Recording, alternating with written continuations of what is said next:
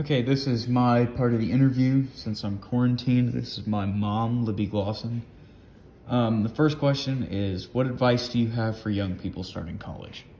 My advice to young people starting college would be to love others as you love yourself. And this doesn't mean to love yourself more, it means to put others first.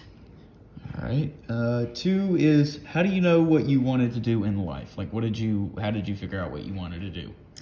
Well, through a lot of prayer and seeking God's wisdom for my life, I just followed what He led me to do step by step. Sometimes it was things that I didn't expect, but just putting Him first and the passion that I have for His Word and pointing others to the truth of His Word has really led me to what I wanted to do. Speaking of that, are you doing what you thought you would be doing when you were like in college and my age? Not at all. In fact, I started out pursuing a broadcast journalism career path, and I really loved it, had fun with it, but then I had kids, and God really took me on a different path after that, and now I'm a biblical counselor. All right. As you've like gone through the walk of life, what was the best advice you've ever received?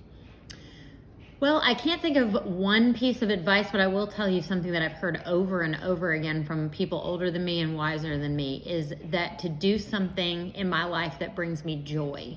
And so that's what I really try to do in everything. All right, and last question. From the quotes that I briefly shared with you earlier, which advice from the journey do you like the most and why? Well, the one piece of advice that I liked the best was to take one day at a time. And really, I love that because the Bible says that we should not make tomorrow's worries today's worries, because today has enough worries for itself. So I love the idea of just taking today for what it is, living it to the fullest, and not worrying about tomorrow or the next day or 6 months from now, but just enjoying what is in front of me today. All right, that's all the questions I have for you. Thank you. Mm-hmm.